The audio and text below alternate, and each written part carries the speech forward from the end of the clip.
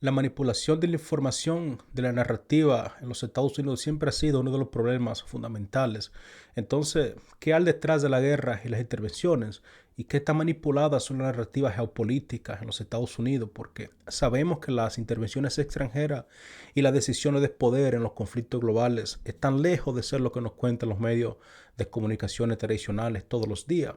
Desde la guerra en Irak hasta la intervención en Siria, los intereses ocultos, las manipulaciones informativas y el poder de agencias como la CIA han definido la política exterior estadounidense durante décadas. En este análisis desentrañaremos cómo las narrativas oficiales distorsionan la realidad en absoluto de los conflictos, desde el derrocamiento de gobierno, especialmente en Latinoamérica, hasta las manipulaciones detrás de la guerra en Ucrania y el conflicto, como todos sabemos que tenemos en Gaza, uno de los conflictos más desastroso a nivel humanitario de todos los tiempos, podríamos decirle. Entonces, ¿cómo influyen estos intereses en la percepción global de la democracia y la dictadura? ¿Y por qué debemos cuestionar con bastante atención lo que nos dicen los medios de comunicaciones tradicionales, lo que nos dicen a través de estas agencias? Entonces síguenos para más análisis, suscríbete para más contenido similar a este. Bueno, en el ámbito de las políticas globales y las intervenciones extranjeras, yo creo que no hay duda que las narrativas y los relatos oficiales a menudo ocultan la complejidad de la realidad, la complejidad de las acciones geopolíticas. El poder de los medios de comunicación y la manipulación de la opinión pública son elementos clave que han definido los eventos internacionales. Sin embargo, en medio de todo este disturbio de las narrativas oficiales, hay secretos y manipulaciones que moldean poco a poco el curso de la historia sin que a veces la mayoría de la gente ni siquiera se dé cuenta. En este análisis exploramos cómo las decisiones políticas impulsadas en gran medida por los intereses ocultos han dado forma a las intervenciones militares y a la guerra, o sea, sin fin que ha ejecutado los Estados Unidos durante toda su historia. Y cómo las narrativas construidas a base de mentiras, narrativas alteradas, han, digamos, socavado la percepción pública sobre la democracia y la dictadura. Escuchar a reporteros adultos que mienten descaradamente o que son tan ignorantes que ni siquiera imaginan la verdad detrás de los conflictos es algo que debería hacer pensar a cualquier persona, considero yo. Tenemos el ejemplo de la guerra en Siria. No sé si ustedes, me imagino que si han seguido mis programas ya saben lo que ocurrió allí, pero yo creo que es evidente que Rusia intervino, pero pocos mencionan que 4 años antes de la intervención rusa, Obama había encargado a la CIA de derrocar el gobierno electo en Siria, Bashar al-Assad. Entonces, ¿qué tipo de manipulación es esta? ¿Y cuántas veces se reportó ese tipo de acontecimiento en el New York Times, en la operación Timber Sycamore, una orden presidencial eh, para derrocar el gobierno de Bashar al-Assad? Solo 3 veces, si bien recuerdo, se publicó en una década. Esto no tiene nada que ver con la democracia. Yo creo que esto es un juego de la manipulación informática. Entonces, ¿por qué invadió Estados Unidos a Irak en 2003 también? Fue todo esto un pretexto, una mentira construida desde el inicio. No fue un error de cálculo ni siquiera una equivocación, sino más bien fue una guerra construida sobre la base de la desinformación, la base de la arrogancia y la mentira. Incluso mucho antes de la intervención, grupos de enfoque fueron creados con roles específicos para vender esta guerra al pueblo estadounidense como el objetivo de aterrorizarlo, porque no había otra forma de cómo conseguir el apoyo estadounidense sin venderle un terror. Entonces la gente nunca fue realmente consultada y la guerra resultante fue completamente una falsa. Lo sorprendente es cómo los intereses del Benjamín Netanyahu en Israel, el líder de Israel, influyeron en la creación de esta guerra. En el año 1995, o desde ese entonces, si me recuerdo, había ideado que la única forma de acabar con Hamas y Hezbollah era derribando los gobiernos de Irak, Siria e Irán. Esto fue, debo decirle, no una casualidad, porque a lo largo de los años este plan se fue transformando en una excepción. Y lo más inquietante de todo esto es cómo los Estados Unidos se involucró directamente, impulsado por estas influencias externas, por los intereses de Israel. el concepto de democracia contra dictadura no tiene base real cuando se observa el comportamiento global. Los Estados Unidos han derrocado gobiernos democráticos y estos no se alineaban con sus intereses.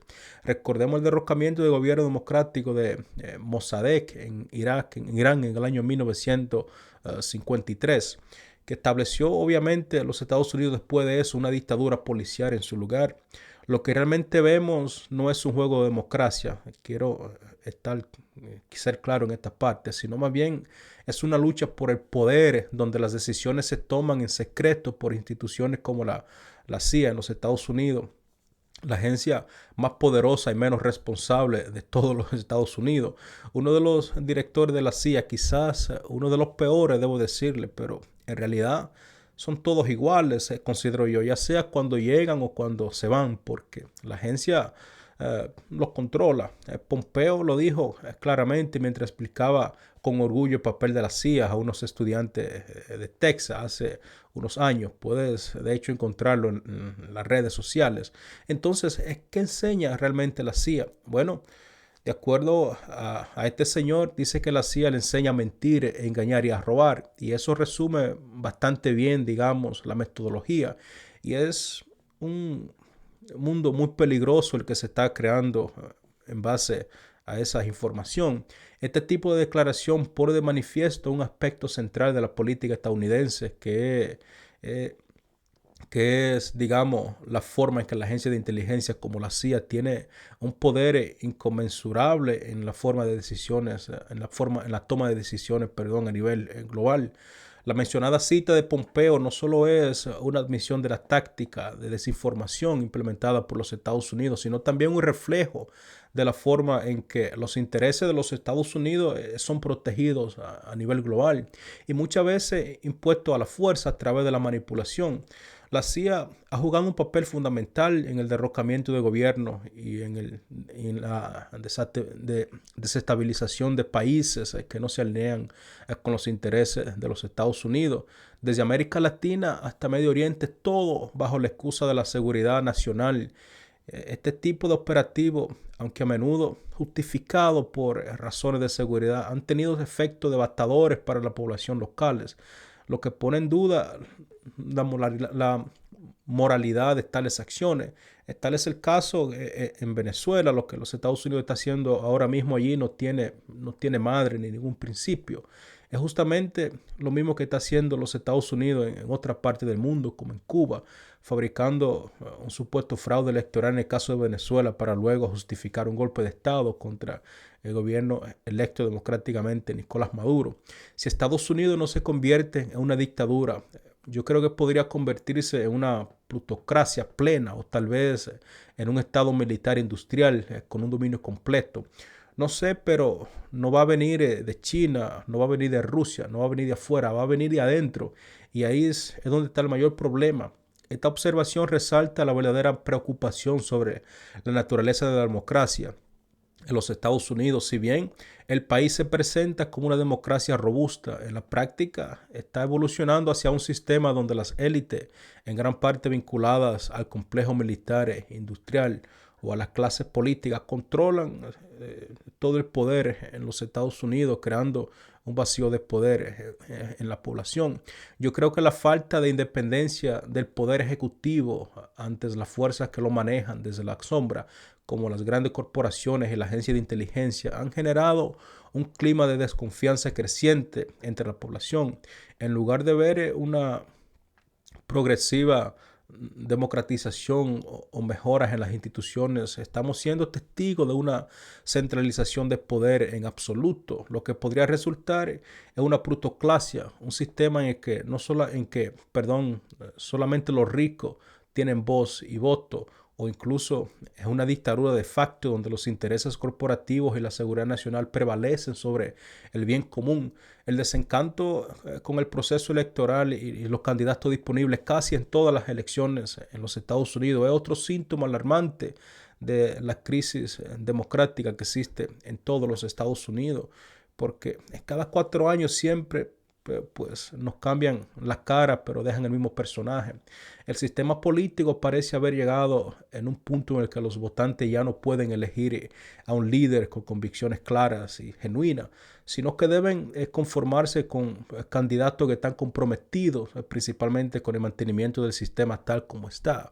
Un sistema que favorece 100% el status quo de las grandes corporaciones y las estructuras de poder que han sido establecidas a través de las corporaciones y las diferentes agencias de inteligencia en los Estados Unidos. Si eres un candidato con aspiraciones diferentes eh, a esta que ya mencioné anteriormente, pues no logrará ser elegido para representar ninguno de los dos partidos. Este es un fenómeno muy preocupante. El desinterés por el voto no solamente se da en aquellos que rechazan las políticas, sino también en aquellos que están desilusionados porque no ven en el proceso electoral una vía real para cambiar algo. Este noviazgo, debo decirle también que existe entre Israel y los Estados Unidos, si así lo podemos llamar, va más allá de lo que la gente a veces puede llegar a pensar. No se trata simplemente de lo que nos dicen todos los días a través de los medios de comunicaciones, sino de las narrativas que se nos imponen. Este asunto va más allá de las simples opiniones que se repiten a diario. Es en esencia, considero yo, una declaración de amor y apoyo a un régimen que ha demostrado ser una y otra vez responsable de innumerables atrocidades, de hecho, de ser acusado de haber cometido crímenes de guerra. Hablo del reinado del asesinato de Israel en el Medio Oriente. En mi opinión, está llevando a cabo una campaña genocida en Gaza. La situación es clara, es obvia y cada día que pasa vemos cómo se exacerban las muertes. La destrucción y el sufrimiento de miles de personas inocentes en Gaza es algo sin precedente en toda la historia. Esta realidad no se puede ignorar más y yo creo que es profundamente repugnante. Es cierto que no soy ajeno a las complejidades de la política internacional ni a las tensiones que existen en aquella región, pero el simple hecho de que alguien no pueda condenar rotundamente estos actos de atrocidades de maneras inequívocas es para mí un punto de no retorno. Si un país no tiene el valor moral de denunciar lo que está sucediendo en Gaza, de denunciar los crímenes de guerra que Israel está cometiendo en Gaza, no puedo ni debo ofrecer mi apoyo sin importar sus intereses geopolíticos, alianzas estratégicas o consideraciones económicas. No hay forma de que una persona consciente a lo que está ocurriendo allí pueda brindarle apoyo. Yo creo que la falta de una condena clara frente a lo que está ocurriendo en Gaza no solamente pone en duda la integridad de sus líderes, sino que también refleja una desconexión alarmante con los principios fundamentales de justicia y derechos humanos. Apoyar a un gobierno que se muestra indiferente, como en el caso de los Estados Unidos, ante el sufrimiento y la pérdida de vidas humanas es, en última instancia, un apoyo a la perpetuación de la violencia y la opresión. La política no debe ser solamente una cuestión de pragmatismo, sino de moralidad. Y cuando los principios más básicos se ven comprometidos, se ven socavados, yo creo que cualquier lealtad política pierde valor. Yo considero que la política exterior de cualquier país debe estar fundamentada en principios sólidos de derechos humanos y si no puede alinearse con esos principios sólidos de derechos humanos que se supone que deberían ser los alineamientos de cada líder, entonces no puede tener lugar en mi apoyo. Es una cuestión de ética y conciencia, considero yo, no de ideología política. El conflicto en Gaza y las violaciones a los derechos humanos por parte de los Estados Unidos e Israel han generado una creciente crítica a la postura de Washington, que tradicionalmente ha respaldado a Israel sin cuestionamiento significativo. La falta de un debate sincero sobre los derechos humanos en Gaza es para muchos una línea roja que los políticos estadounidenses se niegan una y otra vez a cruzar, a pesar de los diferentes cuestionamientos y a pesar de las consecuencias humanas tan devastadoras que todo eso conlleva. Así que no he estado feliz, digamos, durante mucho tiempo con la política exterior de los Estados Unidos. Han sido 5 presidentes miserables, desde Clinton, Bush, Obama, Trump, hasta Biden, y luego tenemos a Trump que sigue con la misma política, todos horribles. Entonces, estos presidentes nos han llevado al borde de una guerra nuclear y no puedo perdonarlos por esa imprudencia. La política exterior de los Estados Unidos, de todos los presidentes que han pasado, de los últimos 5, han llevado a los Estados Unidos al borde de varios conflictos internacionales, incluidos los tensos intercambios con Rusia y las amenazas nucleares. La situación en Ucrania resalta también otro ejemplo de política exterior inconsciente y a menudo peligrosa.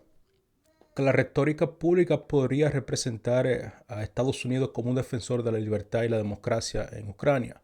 Las implicaciones de este apoyo son mucho más complejas y destructivas para el pueblo ucraniano, que continúa pagando el precio de un conflicto que podría haberse evitado con un enfoque diplomático diferente. Sin embargo, esto nunca tomó lugar. Ese enfoque diplomático nunca fue permitido. En Occidente decimos que estamos con Ucrania, pero eso significa que 2.000 a 3.000 personas ucranianos son muertos o heridos gravemente cada día. Eso no es estar con Ucrania, debo decirle yo, eso es estar con la destrucción de Ucrania. Es exactamente lo contrario. Es una idea puramente sin sentido, considero yo, pensar que estamos apoyando a Ucrania al seguir con esta guerra tan destructiva. Esto refleja, creo yo, la ironía de la política occidental respecto a Ucrania. Aunque se presenta como apoyo a la nación, en la práctica se ha traducido en un conflicto prolongado con consecuencias devastadoras para toda Ucrania. La guerra no solo ha destruido ciudades y vidas, sino que también ha exacerbado las tensiones geopolíticas con Rusia, alejando a Europa y a los Estados Unidos de una posible solución diplomática. Entonces, yo creo que el final de este conflicto lo vamos a ver en el campo de batalla. En este contexto, se hace bastante evidente que las decisiones políticas no siempre están guiadas por el bienestar de las personas, sino por intereses estratégicos y geopolíticos que perpetúan la violencia y la inestabilidad. Las intervenciones militares, tal como lo he explicado hasta este punto, además también los lobbies de poderes y la capacidad de las agencias de inteligencia han construido y han contribuido, a crear un sistema que favorece a las grandes corporaciones y los intereses geopolíticos sobre la vida y los derechos humanos de las personas. Es algo totalmente absurdo. No entiendo cómo personas líderes, supuestamente líderes, pueden pensar de esta forma. La interrogante entonces es cómo transformar este sistema, ya que el camino hacia la paz duradera pasa por más confrontación, sino por una reflexión profunda sobre los principios democráticos y humanos que deberían guiar la política internacional. La ONU, por su postura actual, considerando el estado que tiene, sigue estando sometida al veto de los Estados Unidos, mientras que Europa, como es habitual, se esconde detrás de este país o se obtiene en las votaciones, incluso dentro de la Unión Europea. Se ha generado una división, ya que países como Irlanda, España, Noruega han reconocido el Estado de Palestina a pesar de las reiteradas posiciones o peticiones de los Estados Unidos para que no lo haga. No obstante, a pesar de la constante presión internacional, una mayoría abrumadora sigue condenando las acciones que Israel está llevando a cabo contra el pueblo palestino en Gaza, tras resolución. En julio recordemos que la Corte Internacional de Justicia falló sobre la ilegalidad de la ocupación israelí, y es probable que en los próximos meses también se sigan emitiendo fallos tan importantes como este. Entonces, todos estos fallos han dicho que Israel ha violado la Convención sobre el genocidio del año 1948. Este fallo sería otro momento crucial. Recordemos que la presión internacional aumenta con cada día que pasa, especialmente en lo que respecta a las organizaciones internacionales. Por ello, insto activamente a organizaciones como la Organización de Cooperación Islámica y a la Liga Árabe a que presenten un plan claro, detallado y preciso. Según el derecho internacional, la única forma viable de avanzar hacia la paz es crear un Estado palestino basado en el derecho internacional junto a un Estado de Israel. La solución de dos estados que data del plan de partición de 1947. Está respaldada por numerosas resoluciones de la ONU y por decisiones de la Corte Internacional de Justicia. Por lo tanto, no es solamente una solución, sino que es un deber de parte de los actores involucrados a la creación de un estado, de dos estados. Entonces, que subrayan, digamos, la frontera del 4 de junio del 1967, previa a la Guerra de los 6 días. Mi propuesta es que la Organización de Cooperación Islámica y la Liga Árabe, compuesta por 57 naciones, en su mayoría musulmana, presenten un plan para una solución de dos estados con supervisión del Consejo de Seguridad de la ONU. Este plan incluiría fuerzas internacionales de mantenimiento de la paz para garantizar que ambos lados se mantengan separados. Yo creo que la idea sería un despliegue más allá de los pacificadores tradicionales, con tropas estacionadas para vigilar la paz. Irán ha mostrado en diferentes ocasiones su disposición a suspender su apoyo a grupos como Hezbollah y Hamas en el contexto de lograr un Estado palestino, mientras que los Estados Unidos podría considerar levantar las sanciones a Irán como parte de ese acuerdo. Sin embargo, estaría por verse si algo de esta categoría toma lugar. Este plan, que propone una solución beneficiosa para todas las partes involucradas, encuentra su principal obstáculo en los extremistas del gobierno de Israel, representados por figuras como Netanyahu, Smotrich y otros. Este grupo que lidera el gobierno extremista y genocida de Israel es el principal impedimento para la paz que tenemos hoy en día. En mi opinión, también Estados Unidos, a través de su veto, es un obstáculo muy significativo para la paz en Medio Oriente. Es fundamental, por lo tanto, que el pueblo estadounidense comprenda perfectamente que su país, no Israel, es el verdadero freno para una solución pacífica. La aprobación de Israel no es necesaria en este proceso. Su derecho a veto en el ámbito internacional es cuestionable. Yo creo que el derecho a veto que tienen los Estados Unidos no debería ni siquiera existir. La situación es crítica a pesar de todo y es imperativo que el resto del mundo se exprese claramente, dirigiéndose a Estados Unidos para señalar que son ellos y no Israel quienes bloquean el proceso de paz. Este plan no pone en peligro la seguridad de Israel, sino que busca, considero yo, una paz real y fundamentada en el respeto mutuo, en la que todos los actores involucrados puedan coexistir de manera pacífica y justa. Y esto me lleva a caer otra vez sobre Ucrania. Tenemos reportes que la situación en el frente de batalla es bastante caótica para Ucrania. Se está convirtiendo de mal a peor.